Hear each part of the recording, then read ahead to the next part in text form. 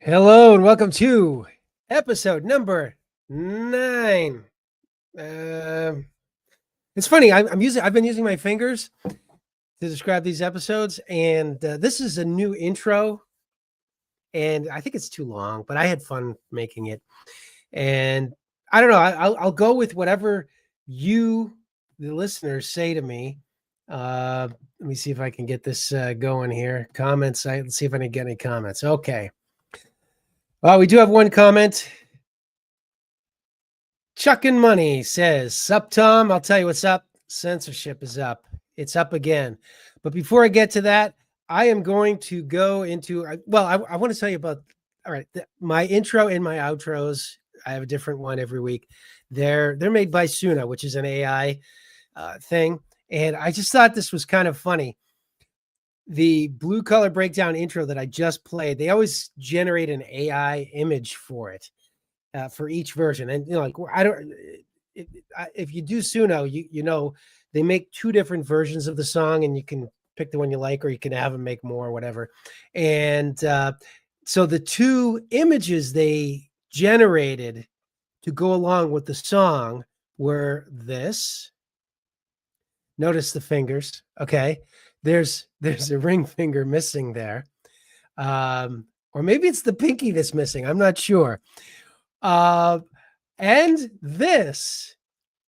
So I guess AI, I mean, admittedly, Suno is not, their whole thing is not images, it's music. But AI is really still struggling with creating human hands. That's still the way to figure out if something is AI generated, I suppose. One other announcement before I start talking about censorship. I'm going to have a guest next week. Yes, a guest who is near and dear to me, whom I have known her whole life. And we're going to talk about something that is nominally a local Metro Boston area, but it's kind of like the Whitey Bulger story. Yeah, it was about Boston, but it goes beyond Boston. And I think you'll find it interesting. It relates to, some of you guys even outside of Boston might have heard of the Karen Reed case. And it's not directly related to Karen Reed, although we'll cover that. But there's another case about this young woman, Sandra Birchmore, who killed herself, supposedly. And we'll talk about that. And the interesting thing is, it's so Boston that I have ties on both sides of, like, for instance, the Karen Reed case. I have ties to both sides of that case. But we can get into that next week. Anyway, I'm looking forward to having a guest. And by the way, the length of the podcast next week is whatever it is. I mean, as long as it takes. I try to keep these to about 30 minutes when I'm doing it myself. But if it's a good interview, we'll go longer. And if it's a good interview and it finishes up earlier, that's fine too. So there we go. But there's a lot of details with the Karen Reed and Sandra Birchmore case and how they're possibly related, that I think this will go a little bit longer than 30 minutes. I guess I'm warning you. Next week will be probably a longer podcast. Anyway, censorship. It's bad. It's bad. Okay. Everybody knows that. But we don't always see it when it's there. And the federal government has been censoring at least since 2016.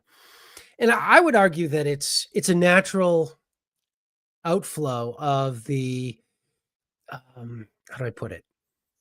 It's a natural outflow of universal spying on American citizens. The whole idea that the NSA grabs everything from the American people and stores it permanently.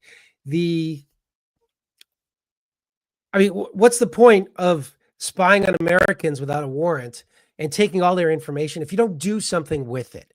I mean, that it just creates the impulse to do something with it. And really, the warrantless surveillance of Americans began in, really, with the beginning of the CIA in 1947. And it was more or less put to a stop in the 1970s with the Church and the Pike committees. They did investigations and they found out that the CIA was doing all kinds of crazy stuff, including Project Mockingbird, where they would basically have people in place at major media organizations. I mean, some of you guys who are younger, you may not remember Reader's Digest. It was like the biggest magazine in the world. It had a circulation of, I think, 35 million, which was more than, again, for your oldsters, more than Time, Newsweek, and U.S. News put together. And when Anatoly Golitsyn in 1963 defected to the United States, he had all kinds of information for the CIA. And one of the things he wanted to do was he wanted to have his book, which was eventually published as New Lies for Old. He wanted it to be published by William F. Buckley in Reader's Digest, serialized in Reader's Digest, because he knew there were people in place there. Okay, so I mean, this was Project Mockingbird back in the 60s. What does that have to do with America today? Well, in 2001, after the 9/11 attacks, universal surveillance immediately went back online, but the censorship didn't. The media influencing didn't really have an immediate impact, at least domestically. We always did propaganda abroad, but it didn't really have an impact domestically until the establishment went crazy over Trump. And I don't mean a good crazy. They hated Trump. Now, the establishment is fine with Trump now. I mean, they'd probably still prefer Kamala Harris because, let's face it, she'll do whatever they want. And Trump imagines that he has his own policy. He imagines that he's in control. He's not. But he says some things that help to give them a little indigestion. Okay. Oh, by the way, I just have to show you this. This is my censorship t-shirt. Looks like you've had too much to think, Thought Police. Okay. I wore that especially for this podcast today.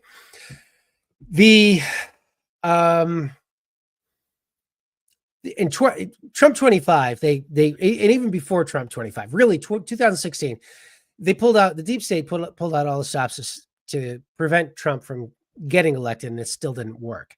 They accused him of being a Russian agent, even though there was no evidence of it. Now he is an Israeli agent, but that was beside the point. They wanted to get him not elected, and they didn't want to raise any eyebrows about the Israeli lobby in the United States. So blame Russia. Why not? It's a historic enemy, at least in theory. I mean, we've never actually fought Russia in a war. When you think about Russia as an historic enemy, yeah, we were Cold War rivals, and we didn't like them under Joseph Stalin and Vladimir Lenin, but we never fought directly. So, I mean, well, one exception, Wrangel Island. Do a little research on that. They're under Lenin, they sent a boat out to Wrangel Island, which was at that time claimed by Alaska, colonized by Americans, and took the Americans and kicked them off the island and claimed that for the island for Russia itself. Wrangel Island, historically, last place mammoths lived on the earth. They were alive during the building of the pyramids in Egypt. Okay. So anyway, Russia's not really our enemy, but they wanted to do anything. And when you think about it, all of these lies that happened in 2016, 17, et cetera. I mean, the Russia Gate went on.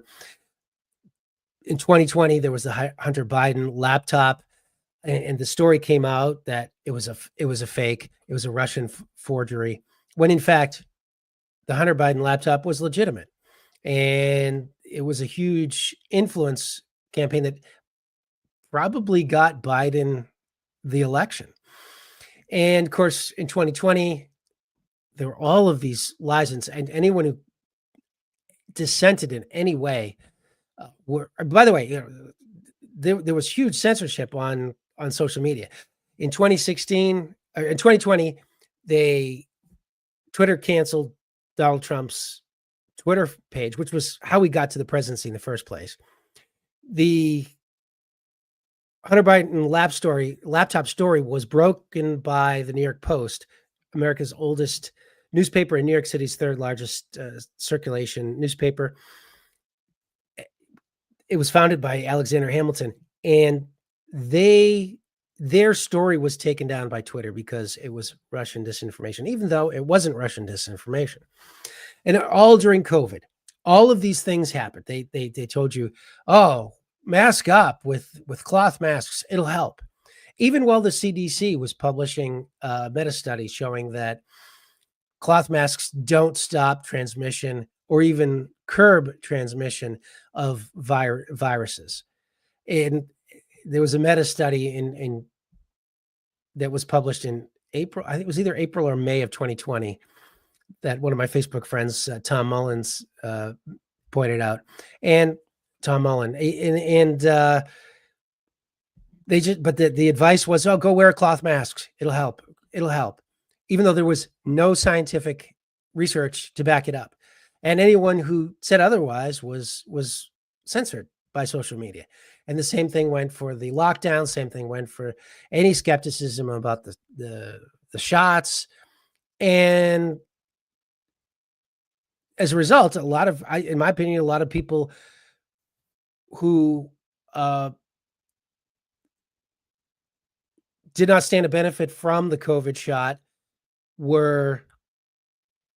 took the shot and elevated their risk. I mean, I'm specifically children, and anyone who, and a lot of the people who probably stood a good chance of benefiting from the COVID shot because of the censorship, they elected not to. One of the things that came about is a lot of people were afraid. Old people who probably would have benefited from the COVID shot, African Americans. I mean, one of the big risk factors was low vitamin D, and one of the few actual biological differences between Africans and Caucasians is some Caucasians, actually most of them, produce vitamin D just by going out into the sun, and Africans not so much. So they were at higher risk because of that, and they also were among those who were less likely to get the COVID shot. So I mean, all of this censorship. The point, I'm not going to make an argument. Some of the people out there are going to say, "Oh, well, I never got a vax. It didn't help anybody." Okay, that's fine. Whatever. I think I've looked at all the research, and I'm convinced it helps old people and not so much younger people. I mean, by younger people, I mean people under 40. I mean, and it's kind of a mix in, with at least the first year, the first shot, because COVID kind of devolved into something that was somewhat less than the flu. I mean, I got when I got it, it was what would they call it? Whatever it was nothing. It was literally nothing. I didn't even know I had it. That's how bad it was. I had some chills at night, and that was it. I had no other symptoms. Anyway, I'm gonna stop just for a second and do a couple of comments here. Oh, a couple of comments about the Russians. Didn't we fight the Russians in Crimea right after World War I when the Bolsheviks were taking over? Oh, we did send. So I don't think we sent American troops to Vladivostok, which is the other end. I don't think we helped in Crimea, but we did. I think we did, or at least European countries did aid against the Bolshevik Revolution after World War I. I think that's true. I don't think the United States. We definitely didn't send combat troops there. We may have sent some aid. And I don't even think it was like government foreign aid. I think it was just private aid that the government had put together, sort of private donations. But good question, chucking money. But I could be wrong. Okay. Let's see. Okay, let's see. Let's go to Sentinels of Liberty. Red versus white civil war. Yes. Red versus, oh boy, we're going back to the Russian Revolution. Yeah, there were the Reds and the Whites, and there were even like there was even a third group called the Greens. There were all different factions in the Russian Civil War, and we tried to help the Whites though the old czarist friendly groups. Okay, let's see. Oh, here we go. Chuck and Money has more information. The American intervention was known as the Polar Bear Expedition. Okay. Okay. Well, you may be more familiar with that than I am. Uh, I still don't think we never declared war on Russia, though. I mean, and of course, this is communist, not really, really. This is not, this is not Russia. It's the Soviet Union. It's kind of different, I think. I don't know. Okay. Anyway. Okay. Okay, back to my thing about the censorship. So in 2016, 2017, they're pushing the Russia hoax. It comes up to about 2020, and you've got Biden getting elected, even though there's this Hunter Biden laptop. I'm going to say it right for the fourth time. And they say it's Russian disinformation, but it's not Russian disinformation. It's actually real.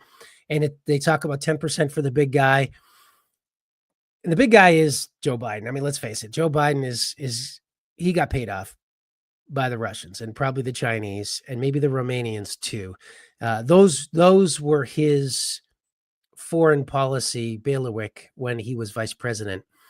And that was all. Those were also the countries that Hunter Biden was lobbying with and had financial relations with.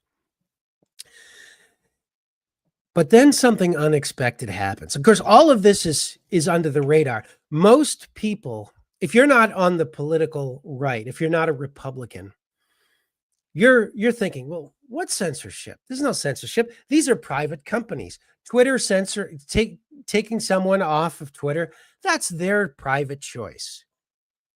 If YouTube takes someone off of YouTube because they don't like the COVID policies, well, we can agree or disagree, but that's just a private company. It's Google, it's Alphabet. I mean, they can make their own decisions.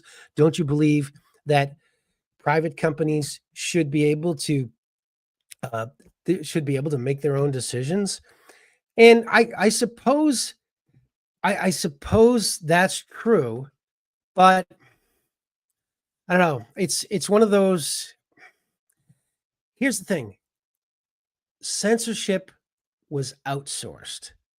And just because you get a private company to do it doesn't mean that hold on a second here. I'm going to try to do something here on the fly.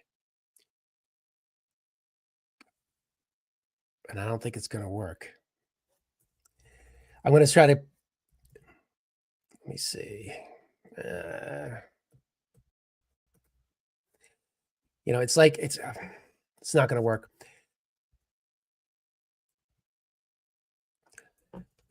I was looking for a picture that I created a meme because back in 2018,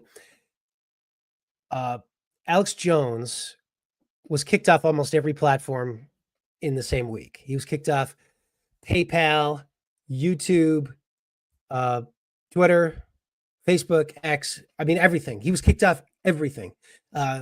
Amazon, all of this stuff. I mean, he went from making a really good living to, basically being a social outcast. He was all but debanked, which, by the way, that also has been happening to mostly white supremacists. But hey, white supremacists should be able to make a living too. I don't like them, what their views are, but they should be able to do that. Anyway, the idea behind it was I had a picture a B-17 fly, no, not a Messerschmitt 109 over London, and what are those? What are they? Dornier bombers, and the line is, hey, Messerschmitt and Dornier are private companies. They should be able to do what they want. Well, if they're acting at the behest of the state, then they're not really private companies. And this is what actually happened. And a lot of us suspected it in 2018. I wrote about it on Facebook saying, this is not an accident. This is government coordination. There's no reason why Alex Jones should be kicked off every single platform in 1 week because of some really bad analysis of the Newtown, Connecticut, or I think it was the Newtown, Connecticut, whatever. It was one of those shootings of a kindergarten. And he said it was all play acting and it was fake. But it was like 6 years earlier. And in the same week, they all did it. I'm like, this is not an accident. This is government coordination. This is 2018. So anyway, Biden becomes president and something unexpected happens. Elon Musk buys Twitter. And he says, we're going to release the censorship files. And one of the things that the censorship goes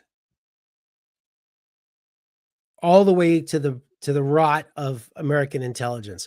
And one of the people that they put on there, he gave it to, was Matt Taibbi. I subscribe to Racket News, his podcast and his writing, and Taibbi and others, some other really like is it Matt Fong?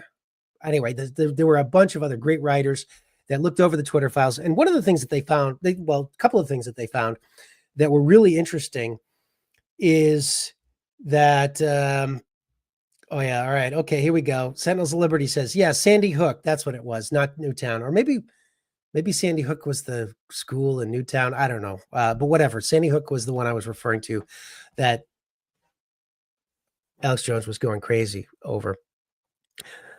But the Twitter files, they found all kinds of things. One of the things that they found was that all of the government agencies were sort of coordinating. They had a unit at Twitter and at all of the other tech companies. So it was at Google, it was at Amazon, it was at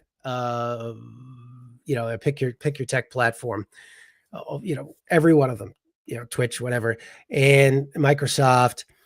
And the interesting thing they found is if the government would come in and say, hey, this is wrong, this violates your terms of service, as if the government's job is to tell private platforms what their terms of service are.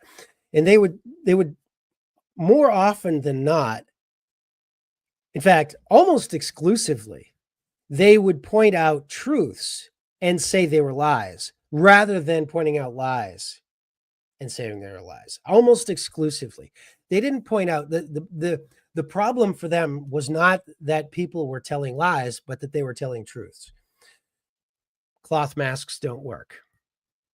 The shot is dangerous for teenage boys because of myocarditis and pericarditis. The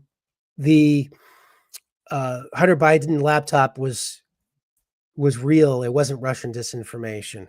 All of these kinds of things ended up being absolutely true. I hope this doesn't get me dinged from my YouTube channel. But anyway, whatever. If I have to start over, I'll start over. I'm willing to go out on the limb with these things. And anyway, all of those things were true. And the government was insistent. If the things weren't removed immediately, there were follow-up emails like, hey, why is this still up? And the other thing they had pointed out was that in Twitter, and of course, like the Taibbi and Fong and a bunch of others posted actual emails with CC to all of the different tech companies, so we knew who was on the list. One of the things that these guys pointed out was that each of the tech companies had dozens, if not hundreds, of former intelligence agencies already in place on staff with the private companies. Now, in many cases, these guys are also government contractors. Amazon has a 9-figure contract with the Department of Defense. And then you've got the Department of Defense telling Amazon, hey, you're hosting this social media site called Parler. They're no good. You better dump them. Now,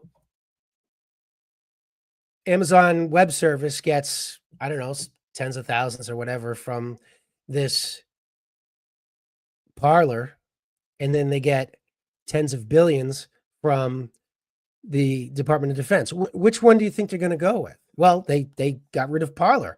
Parler was deleted from existence. Amazon Web Service took it off, deleted the files, so they lost all their membership. They lost everything. One of the reasons the social media site Rumble was created was so that there wouldn't be another Parler type incident, Parler. Okay, parler, as the French say. And one of the things that Rumble did was they made sure they hosted their own servers so that they couldn't be hijacked like Amazon had done to Parler. Interestingly, one of the primary owner of Parler back in 2020 was Dan Bongino, who's now deputy director of the FBI. Okay, and it didn't matter that he was going to be in the Trump administration or that he had been a Secret Service agent with the White House. It didn't matter. Parler was telling truths that they didn't want told. So anyway, Elon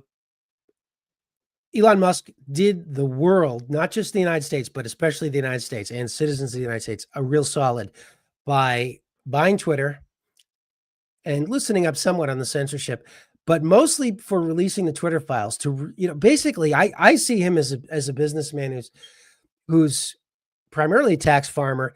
His goal is to get as much government loot as he can. He's up to like $37 billion in government contracts and subsidies at this point. So it's not a surprise. It's easy to become a billionaire if government hands you $36 billion. But I also see him as someone who doesn't like censorship. And he probably figured, you know what? I'll buy Twitter and I'll release the information. And hey, if people do something with it, great. If they don't, oh, well, that's on them. I really think that was kind of his mentality. And basically, we didn't do anything with it. We did nothing. Nobody was prosecuted. Nobody lost their job, other than some people in Twitter. When Trump was reelected in 2024, Mark Zuckerberg said, "Oh, well, we went a little too far, blah, blah, blah, blah, blah, blah, blah." There was no mass kicking out of FBI, CIA, NSA, DIA, all these people out of their off the staff of these organizations. There was no separation from intelligence. They're still in bed with it. They still have huge contracts with the Defense Department and probably always will. But and not just the Defense Department, the intelligence community broadly. So, my brother used to work for EMC, and their big thing was EMC before they were bought by Dell, and probably still now with Dell. Their big thing was giant hard drives. Now, and we're talking about petabytes, exabytes, things that are just enormous. Think of 10,000 of your laptops in one little hard drive. Well, who's this main customer for that? I mean, there are some businesses that store a lot of data, sure. And there's some tech companies that store a lot of data, but the NSA, they try to log and keep everything that ever existed on the internet electronically. They're the main contractor. And also DIA, which gets a copy of everything that NSA gets, and also the FBI. Blah, blah, blah, blah. Okay, so these tech companies, they get billions of dollars from the military industrial complex, the military industrial surveillance complex, and then they do their bidding. And that was how it was done. They outsourced the censorship. The government could say, we didn't do it. They're private companies. But that's like saying, Germany in 1940 saying, Hey, we didn't bomb London. That was Dornier. That's a private company. They can do what they want. I mean, it's the same kind of thing.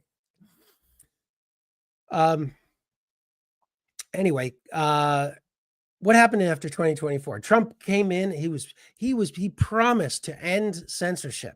He said that's it. It's the end. And as a result of those promises, one of my friends, Scott Horton of the Libertarian Institute, for which I write, he had said something that stuck with me since Election Day. He said, "I don't want the Republicans to win, but the Democrats have to lose." And part of it was that the Democrats are pushing war with Russia. Part of it was the fake election, but part of it was the censorship too. The Democrats were pushing in the Biden years more and more censorship, more and more war, and specifically the most dangerous war, Ukraine, pushing nuclear brinksmanship with Russia over Ukraine. And also the fact that they didn't have a real primary. The Democrats haven't had a real primary since 2012. All of their primaries have been rigged since then.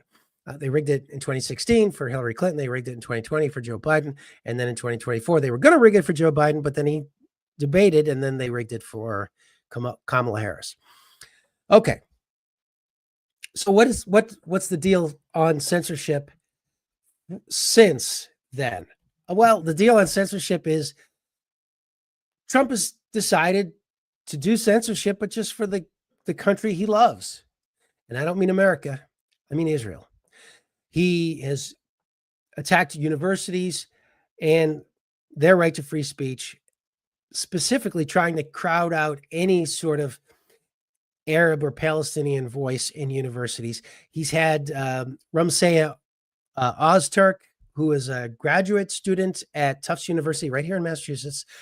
He arrested for the purpose of, because she penned an op-ed saying that Palestinian rights are being violated. It was a very mild op-ed too. It wasn't some fire-breathing pro-terrorist thing. It was just, gee, Israel should stop killing children and respect rights, and they should probably they can do that and fight Hamas at the same time. That was the essence of it. And for that, she was arrested by black hooded ICE agents off the streets of Somerville, Massachusetts, which is near Tufts. Tufts is in Medford, a town or two over. And they're also pursuing, the Trump administration is pursuing anti-BDS legislation, or actually not even legislation. They're just doing it by executive order, basically saying you can't get any federal contracts if you have decided to boycott Israel for any reason whatsoever.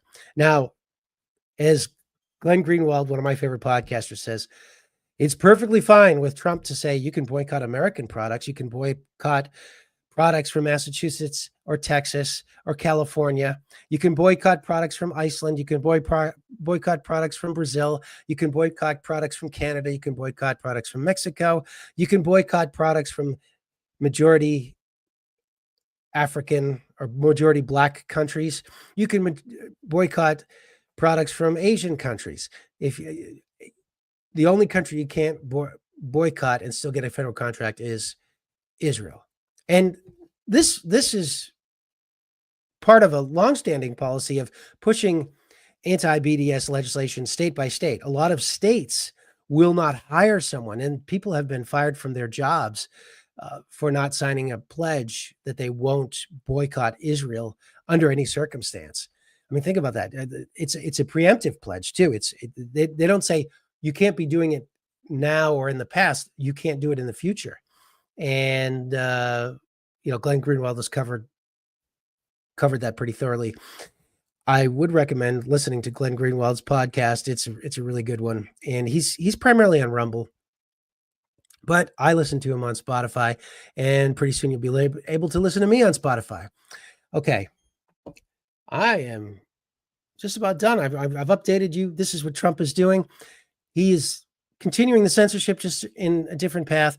So for those of us on the political right or libertarian, we're going to be less censored unless you're anti-war and therefore critical of Israel. Then you'll be censored. For those on the left, you've never really had that big a problem unless you were critical of the wars, or like Jimmy Dore, you were, or a few other leftists who were critical. You were suspicious of some of the claims relating to COVID. You haven't had as much of a problem, but now it'll be Israel. And censorship is just a partisan bludgeon that is being used. And the partisan is the state of Israel right now. Through its proxy in the Trump administration and its proxies all across America that are